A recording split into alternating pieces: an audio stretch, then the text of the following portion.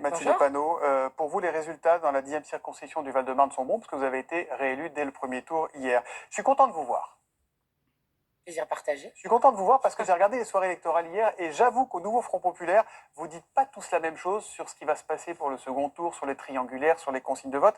Alors, est-ce que vous pouvez nous donner une règle claire ce matin? Est-ce qu'il y en a une? Est-ce que vous êtes tous d'accord? Bon, alors déjà, je veux commencer par dire qu'il s'est passé quelque chose dans cette élection législative avec un effondrement de la Macronie.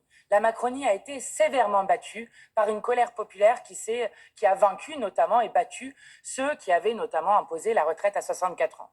La deuxième chose, et je veux commencer par cela si vous me le permettez, c'est de dire que maintenant, dans la semaine qui vient, le choix qui s'offre au peuple français, c'est soit une majorité pour l'extrême droite, soit une majorité pour le nouveau Front Populaire. Et je veux dire que c'est possible. Vous pensez encore pouvoir gagner? Mais bien sûr, regardez les résultats finaux. Alors, ils sont encore en train de s'affiner, mais nous avons, nous, le nouveau Front Populaire, 32 élus au premier tour, quand l'extrême droite en a 38.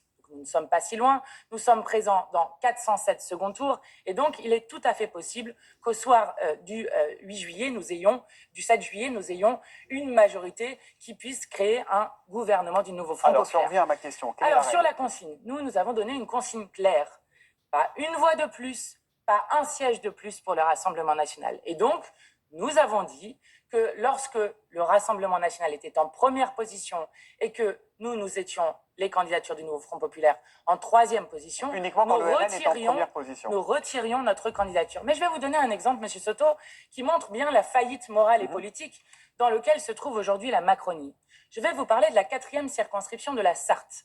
Dans la 4e circonscription de la Sarthe, vous avez en première position aujourd'hui, après le premier tour, Marie-Caroline Le Pen, qui n'est autre que la sœur de Marine Le Pen, avec en deuxième position la députée sortante Élise Le Boucher, puis en troisième position en macroniste Ensemble.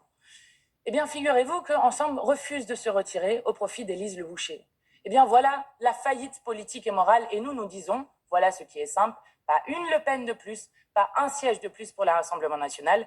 Et nous sommes... condition que le RN soit premier de la triangulaire, encore une fois. Oui, parce que c'est ce que nous avons dit. L'ambiguïté se cache dans les nuances, souvent. Oui, c'est ce que nous avons dit. Je crois que c'est une consigne qui est claire. 60% des ouvriers ont voté RN. Comment vous expliquez aujourd'hui que le Rassemblement national soit devenu un parti plus populaire que ne l'est la gauche? Non, ce n'est pas vrai. Sociologique du terme. Non, ce n'est pas vrai. Lorsque vous regardez à la fois les villes populaires dans lesquelles le nouveau Front Populaire arrive largement en tête, lorsque vous regardez les Outre-mer, lorsque vous regardez la jeunesse, nous avons une possibilité de pouvoir submerger l'extrême droite dans les urnes. Les ouvriers, les Je vais vous dire, le choix qui se fait, vous avez raison de le poser là-dessus, le choix qui va se faire, c'est de dire à la fois, nous sommes des millions à refuser que la haine raciste consume ce pays, comme nous sommes des millions à vouloir abroger immédiatement la retraite à 64 ans et à préférer la retraite à 60 ans plutôt que la retraite à 66 ans proposée par M. Ciotti et Bardella Le Pen. Nous sommes à 62 ans et ça va pas refaire tout le match la semaine dernière. Oui, enfin, en tout cas, il n'abroge pas la réforme de retraite. Nous sommes des millions à vouloir l'augmentation des salaires, à vouloir l'école réellement gratuite. Voilà les choix qui vont devoir être faits par le peuple français. Et je le dis, nous avons la force, non pas seulement d'empêcher l'extrême droite d'arriver au pouvoir, c'est-à-dire de voter contre, mais de voter pour un programme qui ouvre un horizon heureux au pays. On entend votre discours très ferme contre l'extrême droite. En même temps, pour incarner le Front républicain, pour faire barrage au RN, est-ce que l'image qu'on a vue hier soir de Jean-Luc Mélenchon avec Rima Hassan à côté d'elle, avec ce kéfier palestinien, est la plus efficace possible? Rima Hassan qui n'est pas candidate aux législatives. Écoutez, Rima Hassan porte un tissu palestinien qui symbolise la cause palestinienne à l'heure où il y a un massacre que l'ONU lui-même condamne comme étant un risque de génocide, une possibilité de génocide. Personne ne conteste qu'il y a un massacre, personne ne conteste. Mais est-ce que c'était l'endroit, est-ce que c'était le lieu, est-ce que c'était la bonne idée? Mais pourquoi? Quel est le problème? Enfin, je trouve ça incroyable qu'une telle polémique puisse naître. Je vais vous dire, moi je suis fière que dans cette élection, il y ait eu un raz-de-marée populaire sur les urnes pour justement à la fois tourner la page de la Macronie, faire battre l'extrême droite et inventer un autre avenir collectif. Et beaucoup de gens se mobilisent aussi parce qu'ils savent qu'un des enjeux de cette élection, c'est la question de la paix en Ukraine et de la paix en Palestine. Et donc, je suis fière que des figures comme Rima Hassan, Elle aurait vocation, ramènent des gens elle au aurait vote. vocation à être ministre, Rima Hassan, si vous gagnez ou Mais pas? arrêtez d'inventer toujours des choses, nous Mais n'en j'invente sommes pas pas. là. Là, nous sommes pour Mathilde l'instant, Panot, j'invente vous rien. êtes en train d'inventer Mais des non, épouvantails pour je faire vous peur aux pose gens. une question. Je vais vous dire, Rima Hassan, attendez, c'est pas Rima moi. Hassan vient d'être élu C'est pas- eurodéputé, c'est j'en pas- suis très C'est fière. pas moi qui ai inventé cette image, c'est une mise en scène qui est choisie et vous en connaissez le sens. Rima Donc, Hassan est-ce vient que- d'être élue eurodéputée, Oui. elle s'installe au Parlement européen. Là, nous sommes toutes et tous mobilisés pour avoir la majorité à l'Assemblée nationale pour pouvoir former un nouveau gouvernement du nouveau Front populaire qui d'ailleurs reconnaîtra l'État de Palestine pour faire avancer la solution à 2 États et la paix au Proche-Orient. En cas de majorité relative, avec qui êtes-vous prêt à vous mettre autour de la table pour empêcher le RN de Eh gouverner? bien, je vais vous dire, monsieur Ciotti, je n'irai pas dans cette C'est politique pas fiction. Cioto, hein. Il y a Ciotti et Soto, mais ça n'a rien à voir. Oui, oui, tout Ouais, à allez-y. fait. Mais parce que je n'irai pas dans la politique fiction, parce qu'elle cache quelque chose qui est que nous pourrions avoir la majorité absolue.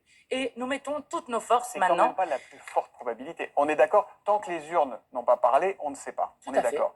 Mais il y a quand même une hypothèse forte aujourd'hui, je parle sous le contrôle des sondeurs qui sont avec nous depuis ce matin et qu'on a entendu hier soir, que la majorité absolue soit quand même assez inaccessible, tant pour vous que pour les macronistes. Eh bien, nous verrons ce que choisira le peuple français. Mais je le dis, nous, les insoumis, nous gouvernerons pour le programme, pour appliquer uniquement le programme, que le programme et tout le programme. Mais gouverner, c'est prévoir. Si jamais c'est pas cette hypothèse, mais que c'est celle d'une majorité Eh relative, bien, avec qui vous pourriez-vous vous verrez, entendre? mais je le dis, nous avons la force, si toutes celles et ceux qui sont allés aux urnes le 30 juin retournent aux urnes et amplifient encore la dynamique, nous avons la possibilité de vaincre l'extrême droite. Regardez, 66% de participation, si nous l'augmentons encore de quelques points, eh bien, il est possible d'avoir la majorité absolue pour le nouveau Front populaire. J'ose vous demander qui serait Premier ministre ou ça va pas marcher? Eh bien, nous fonctionnons par étapes et nous l'avons dit, ça sera la plus grande composante parlementaire qui proposera aux autres. Et donc, vous verrez, Donc en vous l'état, savez, ça serait LFI, parce que c'est on LFI qui a le a plus gagné. on a déjà en 4 jours réussi l'impossible, c'est-à-dire créer le nouveau Front populaire, avec en plus des associations, des syndicats, des forces citoyennes qui se sont joints à nous. Nous en sommes Donc, très fiers. En l'état, Nous avançons par étapes. ce serait LFI qui devrait déterminer et choisir son ou sa première ministre. Nous avons dit proposer. Proposé. Merci beaucoup, Mathilde Panot, et bonne Merci journée à vous. vous. Merci à Sophie Berger.